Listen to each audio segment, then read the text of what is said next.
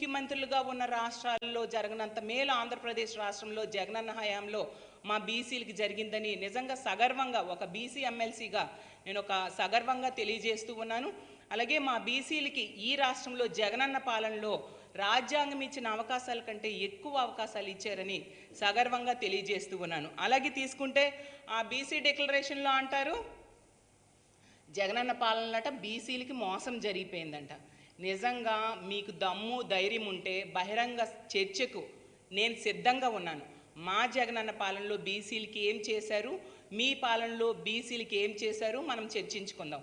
చంద్రబాబు నాయుడు గారు మీ కాన్స్టిట్యున్సీ కుప్పంకి వెళ్దామా, లేదా బాలకృష్ణ గారి కాన్స్టిట్యున్సీకి వెళ్దామా, లేదంటే అచ్చెన్నాయుడు గారి కాన్స్టిట్యున్సీకి వెళ్దామా, యనమల రామకృష్ణుడు గారి కాన్స్టిట్యున్సీకి వెళ్దామా, మీరే చెప్పండి. ఎక్కడికైనా మేము రెడీ రావడానికి. ఏ గ్రామానికైనా వెళ్దాం. ఆ గ్రామంలో బీసీ గృహాలకు వెళ్ళి వాళ్ళ గృహాల్లో మా జగనన్న ఐదేళ్ల పాలనలో మేలు జరిగిందా, గత మీ 5 ఏళ్ల పాలనలో మేలు జరిగిందో మనం తేల్చుకుందాం. మేము సిద్ధంగా ఉన్నాం.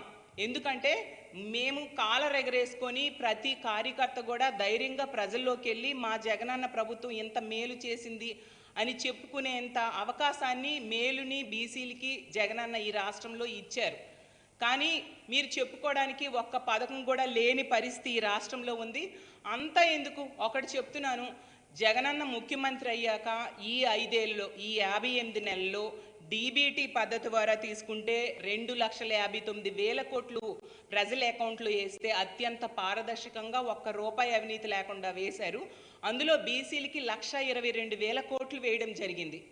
దీన్ని కాదనే దమ్ము ధైర్యం మీ పార్టీలు, మీ కూటమికి ఎవరికైనా ఉందా? చర్చించడానికి మీరు సిద్ధంగా ఉన్నారా? ఇంత మేలు మీ గవర్నమెంట్ టైంలో జరిగిందా? అలాగే తీసుకుంటే డీబీటీ, నాన్ డీబీటీ ద్వారా తీసుకుంటే 4,38,000 కోట్లు పేద ప్రజల అకౌంట్లో అయినా అన్ని రకాలుగా లబ్ధి చేకూర్చారు, డీబీటీ నాన్ డీబీటీ కలిపి. అందులో మా బీసీలకు తీసుకుంటే 1,73,000 కోట్లు ఇవ్వడం జరిగింది జగనన్న. మరి మీ 14 ఏళ్ళ హయాంలో తీసుకుంటే మొత్తం కలిపిన ఇంత మేలు మా బీసీలకి చేశారా చంద్రబాబు నాయుడు గారని నేను ప్రశ్నిస్తూ ఉన్నాను. ఇవి ఏమీ చేయకుండా ఏ మొహం పెట్టుకొని మీరు బీసీ ఓట్లు అడుగుతున్నారు? మళ్ళీ బీసీ డిక్లరేషన్ అనేసి ప్రజల ముందుకు వస్తున్నారు. మీకు అసలు బీసీలకు ఓట్లు అడిగే అర్హత ఉందా అని నేను అడుగుతూ ఉన్నాను. అలాగే తీసుకుంటే జగనన్న అంటే మోసం చేస్తాడు అంటున్నారు కదా.